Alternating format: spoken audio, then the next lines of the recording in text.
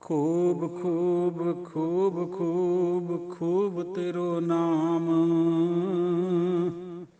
झूठ झूठ झूठ झूठ दुनी गुमान। सत सत सत सत सत गुरदेव। ਝੂਠ ਝੂਠ ਝੂਠ ਝੂਠ ਆਨ ਸਭ ਸੇਵ।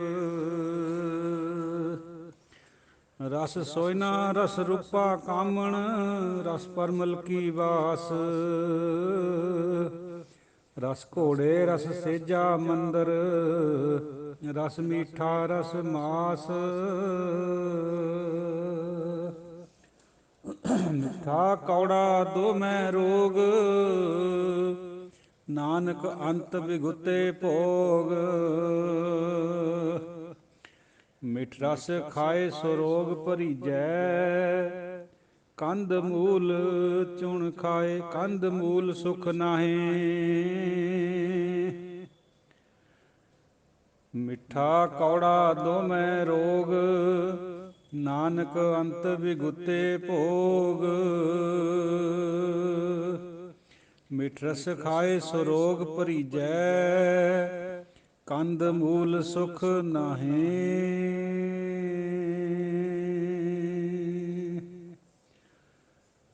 ਸਤਿਗੁਰਾਂ ਦੀ ਸਾਜੀ ਨਵਾਜੀ ਪਿਆਰੀ ਸਾਧ ਸੰਗਤ ਜੀਓ, ਆਪ ਜੀ ਦੇ ਚਰਨਾਂ ਵਿੱਚ ਆਪਣੀ ਹਕੀਰ ਬੁੱਧੀ ਦੁਆਰਾ ਸਵਈਆਂ ਦੇ ਵਿਚਾਰ ਸੁਦਾ ਸਵਈਏ ਆਪਣੇ ਨਿਤਨੇਮ ਦੇ ਵਿੱਚ ਸ਼ਾਮਲ ਹੈ, ਉਹਨਾਂ ਦੀ ਵਿਚਾਰ ਕਰੀ ਜਾ ਰਹੀ ਹੈ। ਕੱਲ੍ਹ ਹੋਈ ਅੱਜ ਹੋਈ, ਕੱਲ੍ਹ ਦਾ ਦਿਨ ਹੋਰ ਹੈ। 3 ਦਿਨ 'ਚ ਇਹ ਵਿਚਾਰ ਆਪਣੀ ਸਮਾਪਤੀ ਵੱਲ ਵਧੇਗੀ। ਤੋ ਸਾਧ ਸੰਗਤ ਜੀਓ, ਤੀਰਥ ਨਾਨ ਦਇਆ ਦਮ ਦਾਨ ਸੋ ਸੰਜਮ ਨੇਕ ਅਨੇਕ ਵਿਸਿਖ ਹੈ। ਵੇਦ ਪੁਰਾਨ ਕਤੇਬ ਕੁਰਾਨ ਜ਼ਮੀਨ ਜਮਾਨ ਸਵਾਨ ਕੇ ਭੇਖ ਹੈ। ਪੌਨ ਆਹਾਰ ਜਤੀ ਜਤ ਧਾਰ ਸਭੈ ਸੋ ਵਿਚਾਰ ਹਜ਼ਾਰ ਕ ਦੇਖੈ। ਸ੍ਰੀ ਭਗਵਾਨ ਭਜੇ ਬਿਨ ਭੂਪਤ ਏਕ ਰਤੀ ਬਿਨ ਏਕ ਨ ਲਿਖੈ। ਸੁਧ ਸਿਪਾ ਦੁਰੰਤ ਦੁਬਾਹ ਸੋ ਸਾਜ ਸਨਾ ਦੁਰਜਾਨ ਦਲੈਂਗੇ। ਭਾਰੀ ਗੁਮਾਨ ਭਰੇ ਮਨ ਮੈਂ ਕਰ ਪਰਬਤ ਪੰਖ ਹਲੇ ਨ ਹਲੈਂਗੇ। ਤੋਰ ਅਰੀਨ ਮਰੋਰ ਮਵਾਸਨ ਮਾਤੇ ਮਤੰਗਨ ਮਾਨ ਮਲੈਂਗੇ। ਸ਼੍ਰੀਪਤ ਸ਼੍ਰੀ ਭਗਵਾਨ ਕਿਰਪਾ ਬਿਨ ਤਿਆਗ ਜਹਾਨ ਨਿਦਾਨ ਚਲੈਂਗੇ। ਵੀਰ ਅਪਾਰ ਵੱਡੇ ਬਰਿਆਰ ਅਵਿਚਾਰੈ ਧਾਰ ਕੀ ਅਵਿਚਾਰੈ ਸਾਰ ਕੀ ਧਾਰ ਪਛਈਆ। ਤੋਰਤ ਦੇਸ ਮਲਿੰਦ ਮਿਵਾਸਨ ਮਾਤੇ ਗਜਾਨ ਕੇ ਮਾਨ ਮਲਈਆ। ਗਾੜੇ ਗੜਾਨ ਕੇ ਤੋੜਨ ਹਾਰ ਸੋ ਬਾਤਨ ਹੀ ਚੱਕ ਚਾਰ ਲਵਈਆ। ਸਾਹਿਬ ਸ੍ਰੀ ਸਭ ਕੋ ਸਿਰ ਨਾਇਕ ਜਾਚਕ ਅਨੇਕ ਸੋ ਏਕ ਦਿਵਈਆ। ਦਾਨਵ ਦੇਵ ਫਨਿੰਦ ਨਿਸਾਚਰ ਭੂਤ ਭਵਿੱਖ ਭਵਾਨ ਜਪੈਂਗੇ। ਜੀਵ ਜਿੱਤੇ ਜਲ ਮੈਂ ਥਲ ਮੈਂ ਪਲ ਹੀ ਪਲ ਮੈਂ ਸਭ ਥਾਪ ਥਪੈਂਗੇ। ਪੁੰਨ ਪ੍ਰਤਾਪਨ ਬਾਢ ਜੈਦ ਧੁਨ ਪਾਪਨ ਕੇ ਬਹੁ ਪੁੰਜ ਖਪੈਂਗੇ। ਸਾਧ ਸਮੂਹ ਪ੍ਰਸੰਨ ਫਿਰੈ ਜਗ ਸਤਰ ਸਭੈ ਅਵਲੋਕ ਚਪੈਂਗੇ। ਸਾਧ ਸਮੂਹ ਪ੍ਰਸੰਨ ਫਿਰੈ ਜਗ ਸਤਰ ਸਭੈ ਅਵਲੋਕ ਚਪੈਂਗੇ। ਸਾਧ ਸੰਗਤ ਜੀਓ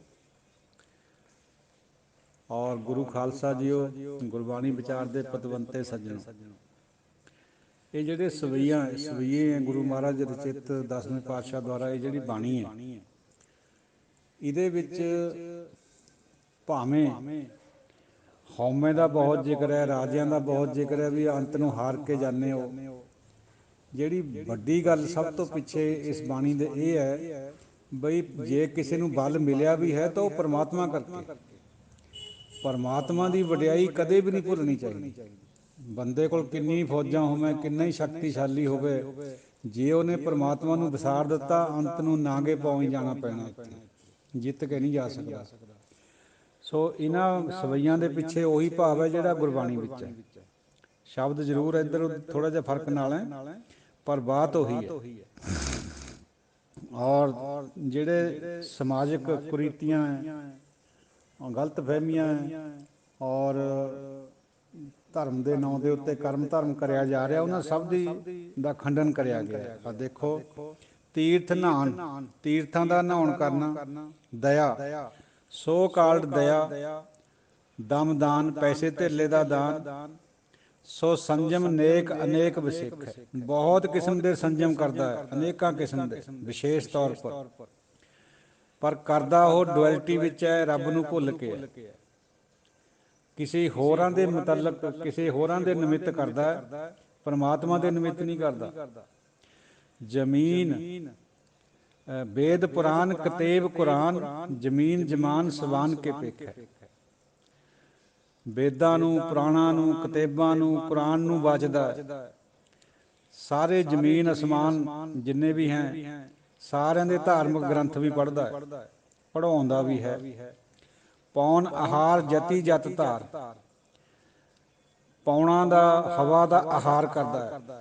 यानी कई कहने असीं रोटी नहीं जी खांदे, ਅਸੀਂ ਤਾਂ ਹਵਾ ਧਾਰੀ ਹਾਂ, ਕੋਈ ਕਹਿੰਦਾ ਅਸੀਂ ਦੁੱਧਾ ਧਾਰੀ ਹਾਂ। ਮੁਖ ਤੇ ਬਖਤੇ ਦੁੱਧਾ ਧਾਰੀ, ਗੁਪਤੀ ਖਾਵੇਂ ਵੱਟ ਕਸਾਰੀ। ਰਾਤ ਨੂੰ ਗੁਪਤੀ ਤੌਰ ਪਰ ਕਸਾਰ ਖਾਨੇ, ਵੱਟ ਕੇ ਪਿੰਨੀਆਂ, ਜਗਤ ਨੂੰ ਦੱਸਦੇ ਹਾਂ ਵੀ ਅਸੀਂ ਤਾਂ ਜੀ ਦੁੱਧਾ ਧਾਰੀ।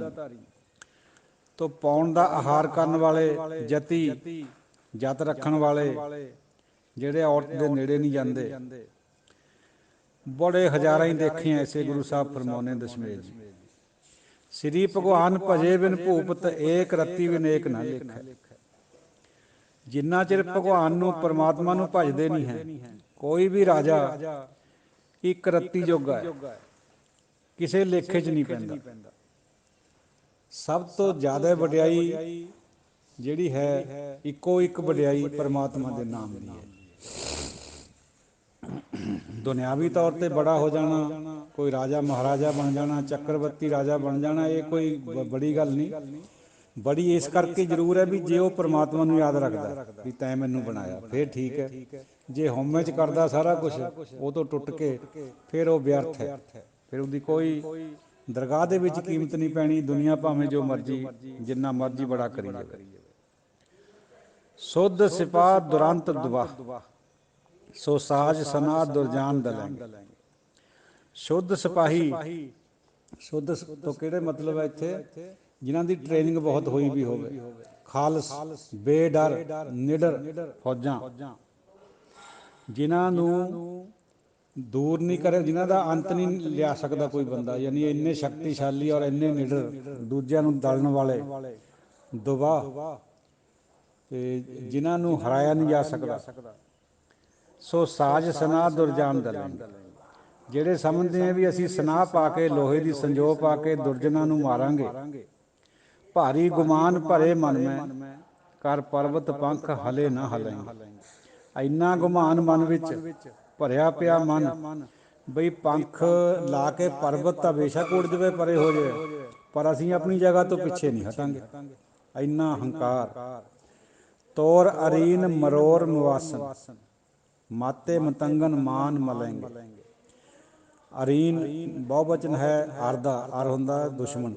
दुश्मनां नूं तोड़न मरोड़न वाले, मवासन हुंदे आकी, आकियां नूं अपने रस्ते पर लियाउण वाले, और मसते होए हाथियां दा मान दलण वाले।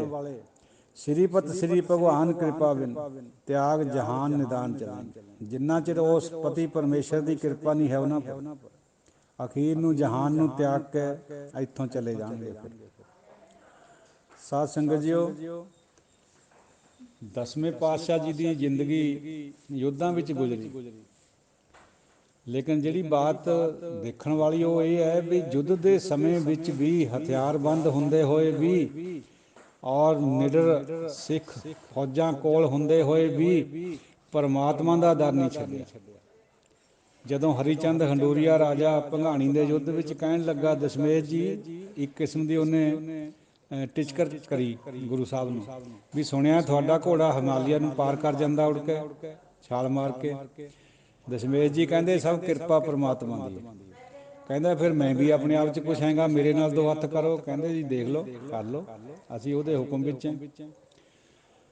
ਗੁਰੂ ਸਾਹਿਬ ਕਹਿੰਦੇ ਪਹਿਲਾਂ ਤੂੰ ਐਂ ਕਰ ਹਰੀ ਚੰਦ 3 ਵਾਰ ਕਰ ਲੈ, ਤੇਰੇ ਮਨ 'ਚ ਕੋਈ ਸ਼ੰਕਾ ਨਾ ਰਹਿ ਜਾਏ, ਅਸੀਂ ਇੱਕੋ ਹੀ ਕਰਾਂਗੇ ਬਾਅਦ 'ਚ। 3 ਵਾਰ ਕਰੇ ਹਰੀ ਚੰਦ ਨੇ ਗੁਰੂ ਜੀ ਦੇ ਉੱਪਰ। ਪਹਿਲਾ ਘੋੜੇ ਨੂੰ ਲੱਗਿਆ, ਘੋੜਾ ਨਿਸਲ ਹੋ ਗਿਆ।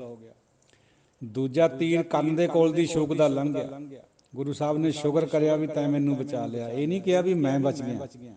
ਇਹੀ ਤਾਂ ਫਰਕ ਹੈ ਗੁਰਬਾਣੀ ਦਾ ਔਰ ਬਾਕੀ ਦੇ ਸਾਰੇ ਧਾਰਮਿਕ ਗ੍ਰੰਥਾਂ ਦਾ, ਸਿੱਖੀ ਦਾ ਅਤੇ ਬਾਕੀ ਦੇ ਸਾਰੇ ਧਰਮਾਂ ਦਾ।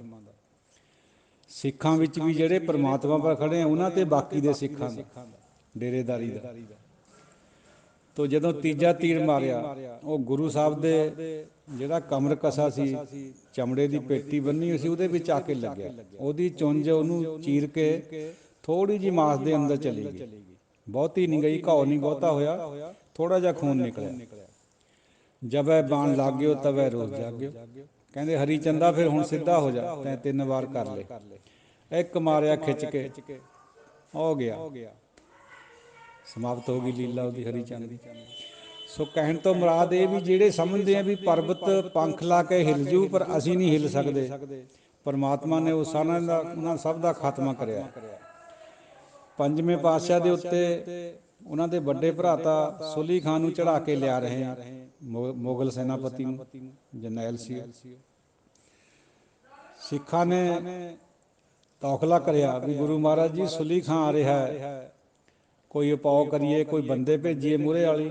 ਪ੍ਰਥਮੇ ਮਤਾ ਦੋਏ ਮਾਨੁਖ, ਪ੍ਰਥਮੇ ਮਤਾ ਜੇ ਪੱਤਰੀ ਚਲਾਵੋ, ਵੀ ਕੋਈ ਪੱਤਰ ਭੇਜੀਏ ਉਹਨੂੰ। ਦ੍ਵਿਤੀਆ ਮਤਾ ਦੋਏ ਮਾਨੁਖ ਪਹੁੰਚਾਵੋ, ਬਾਬਾ ਬੁੱਢਾ ਜੀ ਵਰਗੇ 2 ਮਨੁੱਖਾਂ ਨੂੰ ਮੂਹਰੇ ਵਾਲੀ ਭੇਜੀਏ ਵੀ ਭਾਈ ਤੂੰ ਸਾਡੇ ਨਾਲ ਕਾਹਤੇ ਬੈਰ ਕਰਨ ਆ ਰਿਹਾ, ਅਸੀਂ ਤੇਰਾ ਕਿਆ ਵਿਗਾੜਿਆ। ਪਰ ਗੁਰੂ ਸਾਹਿਬ ਕਹਿੰਦੇ ਨਹੀਂ ਭਾਈ। ਤ੍ਰਿਤੀਆ ਮਤਾ ਕਿਛ ਕਰੋ ਉਪਾਇਆ, ਮੈਂ ਸਭ ਕੁਝ ਛੋੜ ਪ੍ਰਭ ਤੂੰ ਹੀ ਧਿਆਇਆ। ਸਭ ਕੁਝ ਛੱਡ ਕੇ ਪਰਮਾਤਮਾ ਜੀ ਉਹ ਤੇਰੀ ਉਹ ਟੇਕ ਲਈਏ, ਤੂੰ ਆਪੇ ਜਾਣੇ, ਜੋ ਤੈਨੂੰ ਭਾਉਂਦਾ ਉਹ ਠੀਕ ਹੋ ਜੇ। ਇਹ ਹੈ complete surrender of mind and ਬੁੱਧੀ, ਆਪਣੇ ਬਲ ਨੂੰ ਪਿੱਛੇ ਰੱਖਣਾ ਬਿਲਕੁਲ। ਔਰ ਦੇਖੋ ਫਿਰ ਉਹ ਸੁਲੀ ਖਾਂ ਆਉਂਦਾ ਆਵੇ ਪਰ ਚੜ੍ਹ ਗਿਆ ਦੇਖਣ। ਇੱਟਾਂ ਦਾ ਭੱਠਾ ਲਾਇਆ ਸੀ ਪ੍ਰਿਥੀ ਚੰਦ ਨੇ, ਕਿਉਂਕਿ ਉਹ ਸੰਸਾਰੀ ਬੰਦਾ ਸੀਗਾ, ਦੁਨੀਆਦਾਰ ਬੰਦਾ ਸੀ। ਔਰ ਆਵੇ ਦੇ ਵਿੱਚ ਗਿਰ ਕੇ ਘੋੜਾ ਦਾ ਪੈਰ ਤਿਲਕਿਆ, ਆਵੇ ਦੇ ਵਿੱਚ ਗਿਰ ਕੇ ਉਹ ਮਰ ਗਿਆ। ਇਹਦਾ ਜ਼ਿਕਰ ਗੁਰਬਾਣੀ 'ਚ ਵੀ ਆਉਂਦਾ। ਸੁਲਹੀ ਤੇ ਨਰੈਣ ਰਾਖ, ਸੁਲੀ ਖਾਂ ਤੋਂ ਨਰੈਣ ਨੇ ਰੱਖਿਆ ਕਰੀ। ਸੁਲੀ ਕਾ ਹਾਥ ਕਹੀਂ ਨਾ ਪਹੁੰਚੈ, ਸੁਲਹੀ ਹੋਏ ਮੂਆ ਨਾਪਾਕ। ਕਿਤੇ ਨਹੀਂ ਉਹਦਾ ਹੱਥ ਪਿਆ, ਆਵੇ ਦੇ ਵਿੱਚ ਗਿਰ ਗਿਆ, ਨਾਪਾਕ ਹੋ ਕੇ ਮਰਿਆ।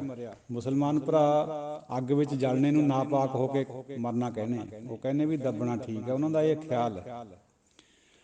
ਇਹ ਖਿਆਲ ਬਾਬੇ ਫਰੀਦ ਜੀ ਨੇ ਬਾਣੀ 'ਚ ਵੀ ਦਿੱਤਾ ਹੋਇਆ, ਪਰ ਜੋ ਸਿੱਖੀ ਦਾ ਖਿਆਲ ਹੈ ਉਹ ਹੋਰ ਹੈ। ਜੋ ਮਰਜ਼ੀ ਕਰੋ, ਦਬਾ ਦਿਓ, ਜਲਾ ਦਿਓ, ਪਾਣੀ 'ਚ ਰੋੜ ਦਿਓ, ਕੋਈ ਫਰਕ ਨਹੀਂ ਪੈਂਦਾ। ਫਰਕ ਜੇ ਪੈਣਾ ਤਾਂ ਨਾਮ ਨਾਲ ਪੈਂਦਾ, ਜੋ ਵੀ ਪੈਂਦਾ। ਤੋ ਸਾਧ ਸੰਗਤ ਜੀਓ, ਫਿਰ ਅਗਲੀ ਸਤਰ ਇਹ ਹੈ, ਅਗਲੀ ਤੁਕ ਮਹਾਂਵਾਕ, ਸੁਲਹੀ ਤੇ ਨਰਾਇਣ ਰਾਖ, ਸੁਲਹੀ ਮੁਆ ਹੋਏ ਨਾ ਪਾਕ। ਸੁਲੀ ਕਾ ਹਾਥ ਕहीं ਨਾ ਪਹੁੰਚੈ, ਸੁਲਹੀ ਮੁਆ ਹੋਏ ਨਾ ਪਾਕ। ਕਾਡ ਕੁਠਾਰ ਖਸਮ ਸਿਰ ਕਾਟਿਆ, ਖਿਨ ਮੈਂ ਹੋਏ ਗਿਆ ਹੈ ਖਾਕ। ਖਸਮ ਨੇ ਕੁਹਾੜਾ ਚੱਕ ਕੇ ਉਹਦਾ ਸਿਰ ਕੱਟ ਦਿੱਤਾ, ਸੁਲੀ ਦਾ, ਇੱਕ ਛਿਨ ਵਿੱਚ ਖਾਕ ਬਣਾ ਦਿੱਤਾ। ਹੁਣ ਆਪ ਜੀ ਵਿਚਾਰਨ ਵਾਲੀ ਗੱਲ ਆਪ ਜੀ ਨੂੰ ਇਹ ਹੈ ਬਈ ਖਸਮ ਨੇ, ਪਰਮਾਤਮਾ ਨੇ ਕਿਹੜਾ ਕੁਹਾੜਾ ਚੱਕ ਕੇ ਉਹਦਾ ਸਿਰ ਵੱਢਿਆ? 10ਵੇਂ ਪਾਤਸ਼ਾਹ ਦਾ ਬਚਨ, ਆਪਣੇ 5ਵੇਂ ਪਾਤਸ਼ਾਹ ਦਾ ਬਚਨ। ਇਹਦਾ ਭਾਵ ਇਹ ਹੈ, ਇਹ ਮੁਹਾਵਰੇ ਦੇ ਤੌਰ ਤੇ ਆਇਆ ਹੋਇਆ ਬਈ ਖਸਮ ਦਾ ਕੁਹਾੜਾ ਜੇ ਚੱਲ ਗਿਆ ਤਾਂ ਉਹ ਤੇ ਡਰੋ ਭਾਈ। ਖਸਮ ਦਾ ਕੁਹਾੜਾ ਚੱਲਣ ਦਾ ਮਤਲਬ ਹੈ ਮੌਤ ਕਰਨੀ। ਇੱਥੇ ਇਹ ਮੁਹਾਵਰੇ ਦੇ ਤੌਰ ਤੇ ਆਇਆ। ਜਿਹੜੇ ਸਾਡੇ ਭਰਾ ਨੂੰ ਭੋਲਪਣੇ 'ਚ ਗੁਰਬਾਣੀ ਅੱਖਰ ਅੱਖਰ ਸੱਚ ਹੈ ਕਹਿੰਦੇ ਬਿਲਕੁਲ ਠੀਕ ਹੈ ਉਹ, ਪਰ ਉਹਦੇ ਪਿੱਛੇ ਭਾਵਨਾ ਦਾ ਫਰਕ, ਜਿਸ ਤਰ੍ਹਾਂ ਉਹ ਸੋਚਦੇ। ਅੱਖਰ ਅੱਖਰ ਦੇ ਪਿੱਛੇ ਜਿਹੜੀ ਭਾਵਨਾ, ਬਿਹਾਈਂਡ ਦਾ ਲਾਈਨ ਹੈ, ਉਹ ਸੱਚ। ਇੱਥੇ ਕੁਹਾੜਾ ਤਾਂ ਕੋਈ ਚੱਲਿਆ ਨਹੀਂ। ਗੁਰੂ ਸਾਹਿਬ ਨੇ ਤਾਂ ਪਹਿਲਾਂ ਹੀ ਨਿਰਣਾ ਕਰ ਲਿਆ ਸੀ ਵੀ ਤੇਰੀ ਮਰਜ਼ੀ ਹੈ ਪਰਮਾਤਮਾ, ਤੂੰ ਜੋ ਮਰਜ਼ੀ ਕਰ। ਉਹ ਪਰਮਾਤਮਾ ਦਾ ਕੁਹਾੜਾ ਕਿਹੜਾ ਚੱਲਿਆ, ਉਸ ਤੋਂ ਪਹਿਲੀ ਤੁਕ 'ਚ ਉਹਨਾਂ ਨੇ ਆਪੇ ਦੱਸ ਦਿੱਤਾ ਵੀ ਘੋੜੇ ਦਾ ਪੈਰ ਫਿਸਲਿਆ ਔਰ ਉਹ ਨਾਪਾਕ ਹੋ ਕੇ ਮਰ ਗਿਆ, ਹੇਠਾਂ ਗਿਰ ਕੇ ਅੱਗ ਵੀ ਜਲ ਗਿਆ ਆਵੇ ਇੱਟਾਂ ਦੇ 'ਚ।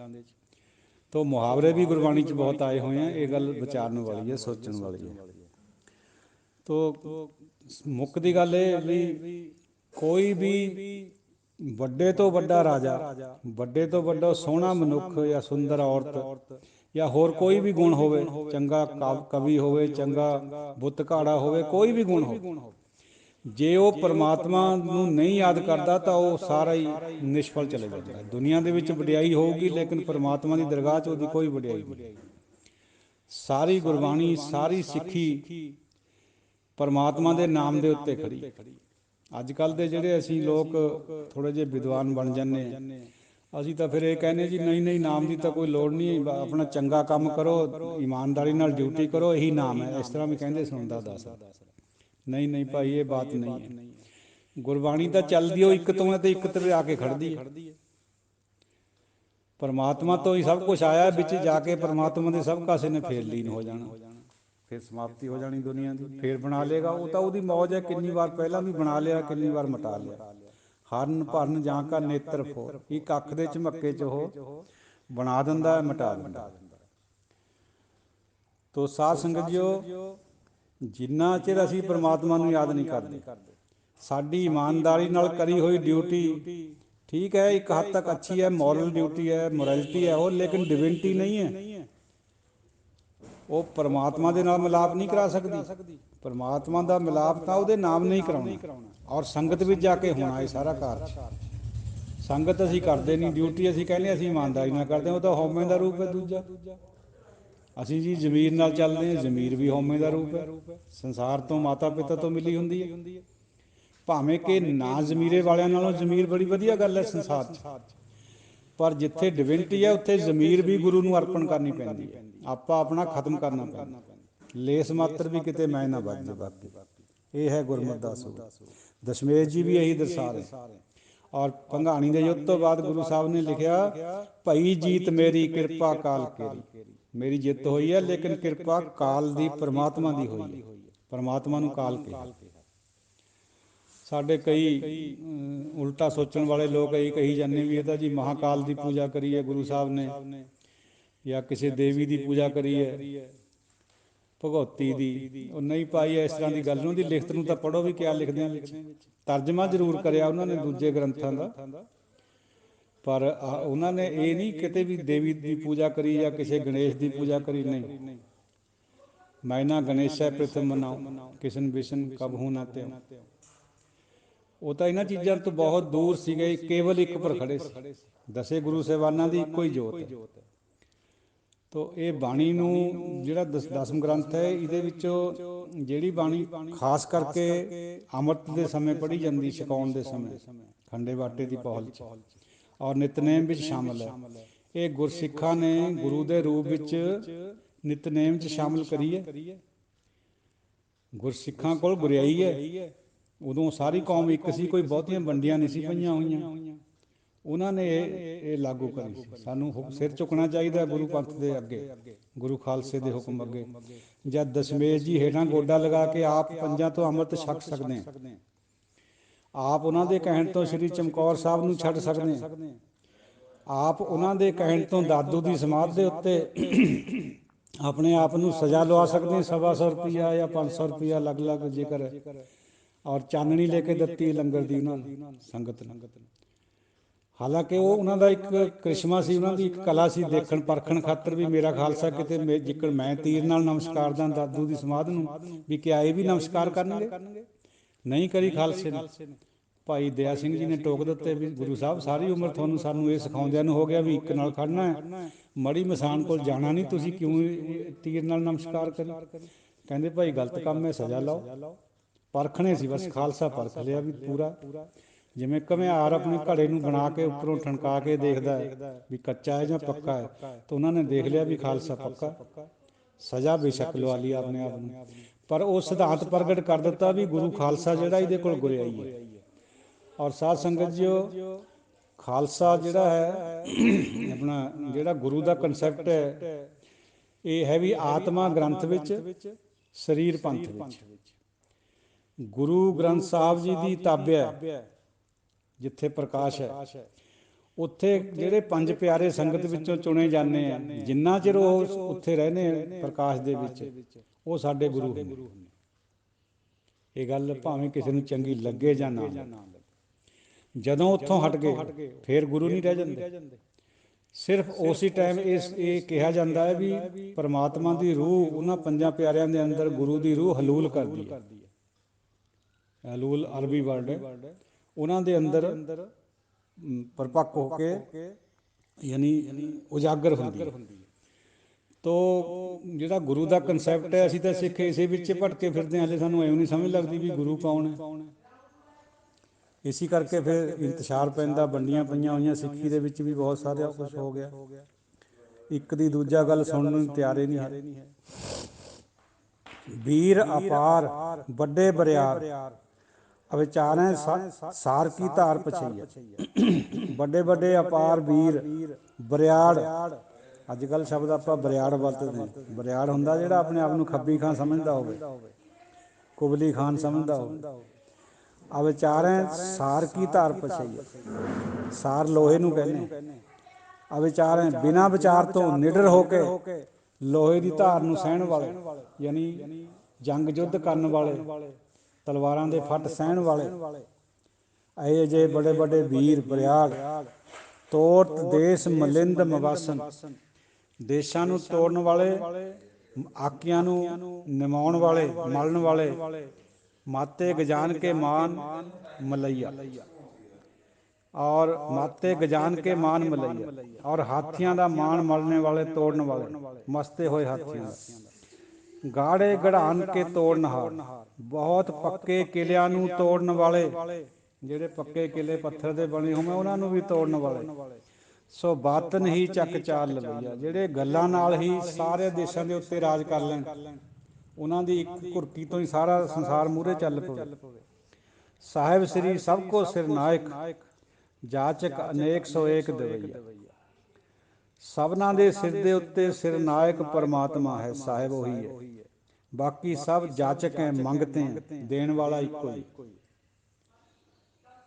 ਸਭ ਕੋ ਦਾਤਾ ਰਾਮ ਹੈ, ਦੂਸਰ ਨਾਹੀ ਕੋਈ।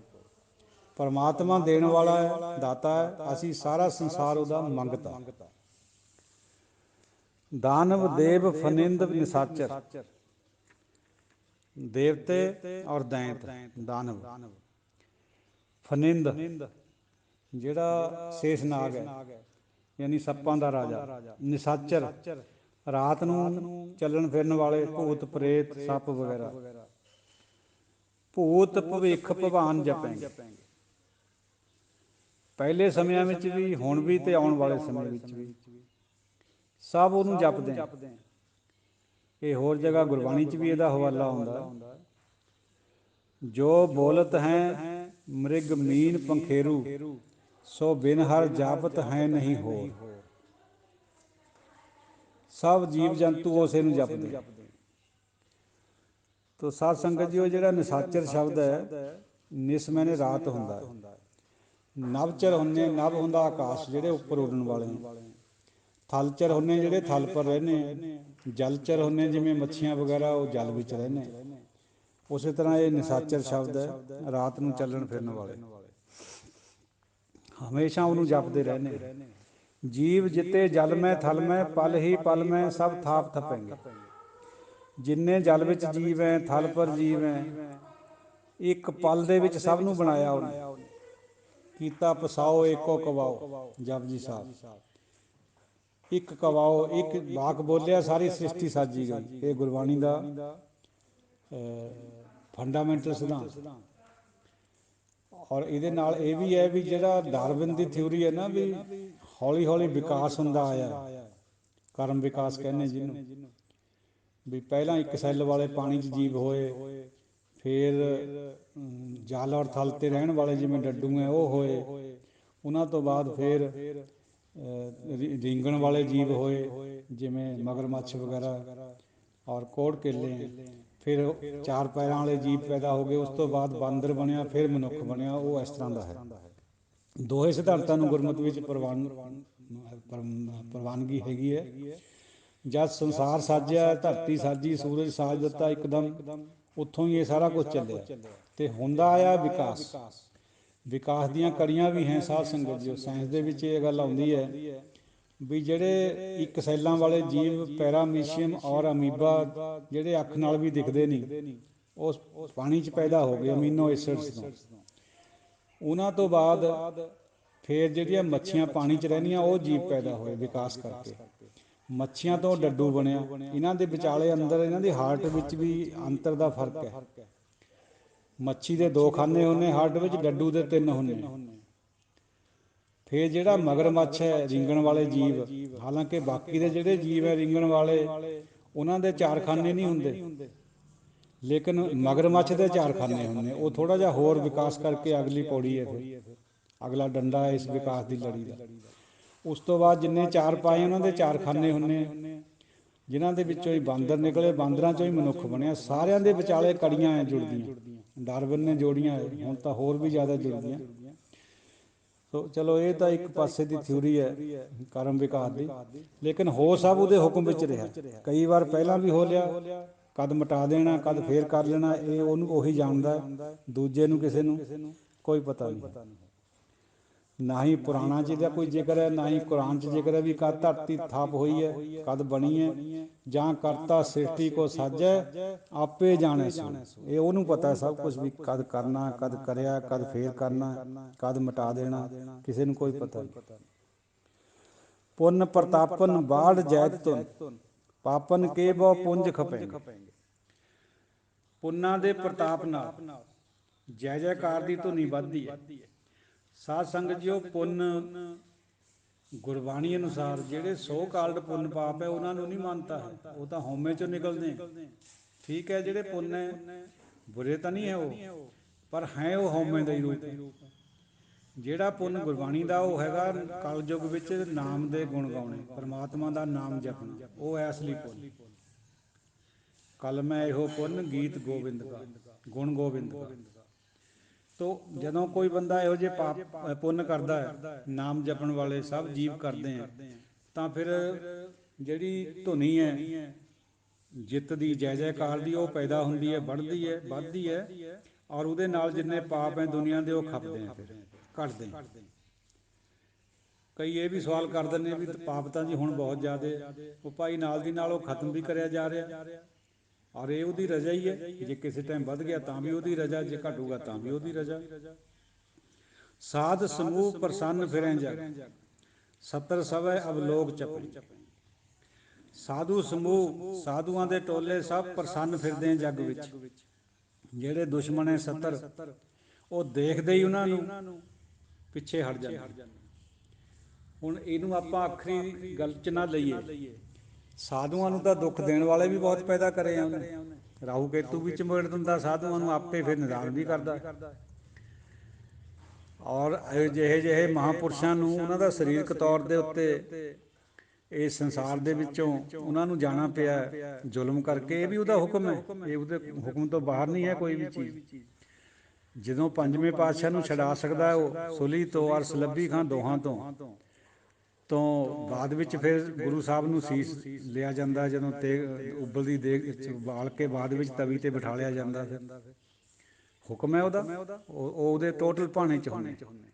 ਲੇਕਿਨ ਜੋ ਵੀ ਗੁਰਬਾਣੀ ਕਹਿੰਦੀ ਉਹ ਸਭ ਸੱਚ ਹੈ, ਉਹਦੀ ਜਿਹੜੀ ਭਾਵਨਾ ਹੈ ਪਿੱਛੇ ਉਹ ਬਿਲਕੁਲ ਸੱਚ ਹੈ। ਸਾਧਾਂ ਨੂੰ ਦੁੱਖ ਵੀ ਦਿੰਦਾ ਹੈ, ਸਾਧਾਂ ਦਾ ਦੁੱਖ ਹਰਦਾ ਵੀ ਹੈ, ਸੰਤਾਂ ਨੂੰ ਬੜਾ ਵੀ ਕਰਦਾ ਹੈ, ਪਾਪਾਂ ਨੂੰ ਦੂਰ ਵੀ ਕਰਦਾ ਹੈ। ਪਰ ਉਹਨੇ ਆਪਣੀ ਸ੍ਰਿਸ਼ਟੀ ਚਲਾਉਣ ਖਾਤਰ ਉਹਦਾ ਇੱਕ ਨਿਜ਼ਾਮ ਹੈ, ਉਹਨੇ ਉਸ ਤਰ੍ਹਾਂ ਬਣਾਇਆ ਹੋਇਆ। ਮਨੁੱਖ ਨੂੰ ਉਹਦੀ ਸਮਝ ਨਹੀਂ ਆਉਂਦੀ। ਸਮਝ ਆਵੇ ਜੇ ਬਿਲਕੁਲ ਟੋਟਲੀ ਡਿਵੋਟ ਹੋ ਜਾਏ, ਯਾਨੀ ਡਿਵੋਸ਼ਨ ਹੋ ਜਾਏ, ਕੰਪਲੀਟ ਸਰੈਂਡਰ ਹੋ ਜਾਵੇ ਬੁੱਧੀ ਔਰ ਮਾਈਂਡ ਦਾ, ਵੀ ਸਭ ਕੁਝ ਤੂੰ ਹੀ ਕਰ ਰਿਹਾ, ਫਿਰ ਸਮਝ ਆ ਸਕਦੀ ਹੈ, ਨਹੀਂ ਤਾਂ ਨਹੀਂ ਆਉਂਦੀ। ਜੇ ਬੁੱਧੀ ਨਾਲ ਕੋਈ ਕਹੇ ਵੀ ਮੈਂ ਸਮਝ ਲੂੰਗਾ ਪਰਮਾਤਮਾ ਦੇ ਨਿਜ਼ਾਮ ਨੂੰ, ਨਹੀਂ ਸਮਝ ਸਕਦਾ। ਉਹਦੇ ਹੁਕਮ ਨੂੰ ਬੁੱਧੀ ਨਾਲ ਸਮਝਣਾ ਬਹੁਤ ਮੁਸ਼ਕਲ ਹੈ। ਬੁੱਧੀ ਹਟੇ ਤੋਂ ਬਾਅਦ ਹੁਕਮ ਦੀ ਸਮਝ ਆਉਂਦੀ ਹੈ, ਇਹ ਵੀ ਉਹਦੇ ਹੁਕਮ ਵਿੱਚ ਹੁੰਦਾ ਸਾਰਾ ਕੁਛ। ਸੋ ਮੈਦਾਨੇ ਜੰਗ ਦੇ ਵਿੱਚ ਵੀ 6ਵੇਂ ਪਾਤਸ਼ਾਹ ਨੇ ਵੀ 10ਵੇਂ ਪਾਤਸ਼ਾਹ ਨੇ ਵੀ ਪਰਮਾਤਮਾ ਨੂੰ ਨਹੀਂ ਕਦੇ ਵੀ ਵਿਸਾਰਿਆ ਇੱਕ ਪਲ ਵੀ। ਜੇ ਫਤਿਹ ਮਿਲੀ ਹੈ ਤਾਂ ਵੀ ਉਹਦੇ ਨਾਂ ਨਾਲ ਜੋੜੀ ਵੀ ਤੈਂ ਕਰਾਈ ਹੈ ਫਤਿਹ ਸਾਡੀ। ਤੇ ਇਹੀ ਗੁਰਬਾਣੀ ਦਾ ਮੇਨ ਸਿਧਾਂਤ ਹੈ, ਸਿੱਖ ਧਰਮ ਦਾ ਮੇਨ ਸਿਧਾਂਤ ਹੈ ਵੀ ਉਹਨੂੰ ਯਾਦ ਰੱਖਣਾ ਹਰ ਵਕਤ, ਇੱਕ ਨਾਲ ਜੁੜਨਾ ਹੈ, ਹੋਰ ਕਿਸੇ ਨਾਲ ਨਹੀਂ ਜੁੜਨਾ। ਜਿਹਦੇ ਕੋਲ ਥੋੜ੍ਹੀ ਬਹੁਤੀ ਸ਼ਕਤੀ ਆਈ ਵੀ ਹੈ ਉਹ ਉਹਦੇ ਹੁਕਮ ਵਿੱਚ ਆਈ ਹੈ। ਸਮਾਪਤੀ ਕਰਨ ਤੋਂ ਪਹਿਲਾਂ ਚੰਡੀ ਦੀ ਵਾਰ ਦੀਆਂ ਇਹ ਸਤਰਾਂ। ਤੈਹੀਂ ਦੁਰਗਾ ਸਾਜ ਕੇ ਦੈਂਤਾਂ ਦਾ ਨਾਸ ਕਰਾਇਆ, ਤੈਥੋਂ ਹੀ ਬਲ ਰਾਮ ਲੈ ਨਾਲ ਬਾਣਾ ਦੇ ਸਿਰਕਾਇਆ। ਤੈਥੋਂ ਹੀ ਬਲ ਕ੍ਰਿਸ਼ਨ ਲੈ ਕੰਸ ਕੇਸੀ ਪਕੜ ਗਿਰਾਇਆ। ਰਾਮਚੰਦਰ ਜੀ ਨੂੰ ਬਲ ਕਿਹਦਾ ਸੀ? ਤੇਰਾ। ਕ੍ਰਿਸ਼ਨ ਜੀ ਨੂੰ ਬਲ ਕਿਹਦਾ ਸੀ? ਤੇਰਾ। ਦੁਰਗਾ 'ਚ ਕਿਹਦਾ ਬਲ ਸੀਗਾ? ਤੇਰਾ। ਇਹ ਵਾਹਿਗੁਰੂ ਜੀ, ਉਹ ਤੈਨੂੰ ਪੂਜਣਾ, ਇਹ ਗੁਰਮਤਿ ਦਾ ਸਿਧਾਂਤ। ਅਸੀਂ ਲੋਕ ਉਹਦੀ ਕ੍ਰੀਏਸ਼ਨ ਨੂੰ ਪੂਜਣ ਲੱਗ ਪਏ ਹਾਂ, ਲੇਕਿਨ ਕ੍ਰੀਏਸ਼ਨ ਨੂੰ ਨਹੀਂ ਪੂਜਣਾ, ਕ੍ਰੀਏਟਰ ਨੂੰ ਪੂਜਣਾ। ਬਸ ਇਹੀ ਫਰਕ ਹੈ ਗੁਰਮਤਿ ਦਾ ਤੇ ਬਾਕੀ ਦੇ ਹੋਰ ਮਤਾਂ ਦਾ। ਇਸੇ ਕਰਕੇ ਗੁਰੂ ਸਾਹਿਬ ਫਰਮਾ ਰਹੇ ਹੈ, ਭਈ ਜੀਤ ਮੇਰੀ ਕਿਰਪਾ ਕਾਲ। ਇਹ ਵਾਹਿਗੁਰੂ ਜੀਓ, ਇਹ ਕਾਲ ਜੀਓ, ਤੇਰੀ ਕਿਰਪਾ ਜਿੱਤ ਮੇਰੀ ਹੋ ਗਈ, ਮੇਰਾ ਇਹਦੇ 'ਚ ਕੁਛ ਨਹੀਂ। ਅਸੀਂ ਲੋਕ ਖੁਸ਼ ਹੁੰਦੇ, ਚੌੜੇ ਹੁੰਦੇ ਜਿੱਤ ਕੇ, ਦੂਜੇ ਨੂੰ ਫਿਰ ਤਰ੍ਹਾਂ ਤਰ੍ਹਾਂ ਦੇ ਨਹੋਰੇ ਮਾਰਦੇ ਵੀ ਦੇਖਿਆ ਮੈਂ ਐਂ ਕਰ ਦਿੱਤਾ ਨਾ। ਬਸ ਉਸ ਚੀਜ਼ ਤੋਂ ਬਚਣਾ, ਉਹ ਹਉਮੈ ਦਾ ਰੂਪ ਹੈ। ਤੋ ਦਿਓ ਆਗਿਆ ਸਾਧ ਸੰਗਤ ਜੀਓ, ਕੋਈ ਅਪਸ਼ਬਦ ਦੀ ਖਿਮਾ।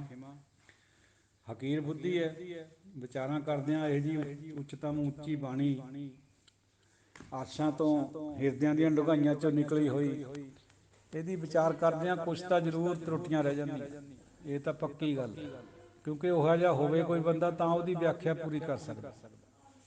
ਤਾਂ ਬੁੱਧੀ ਤੁੱਛ ਹੈ,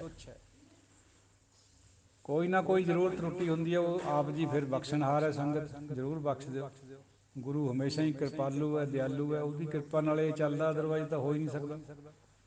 ਬੁੱਧੀ ਕਿੱਥੇ ਕਰ ਲੂਗੀ ਐਕਸਪਲੇਨੇਸ਼ਨ? ਬੁੱਧੀ ਨਹੀਂ ਕਰ ਸਕਦੀ, ਉਹਦੀ ਕਿਰਪਾ ਬਿਨਾਂ ਨਹੀਂ ਹੋ ਸਕਦੀ। ਕਿਰਪਾ ਨਾਲ ਵਿਵੇਕ ਆਉਂਦਾ, ਫਿਰ ਇਹਦੀ ਸਮਝ ਆਉਂਦੀ ਹੈ। ਦਿਓ ਸੀਸ। ਵਾਹਿਗੁਰੂ ਜੀ ਕਾ ਖਾਲਸਾ, ਵਾਹਿਗੁਰੂ ਜੀ ਕੀ ਫਤਿਹ।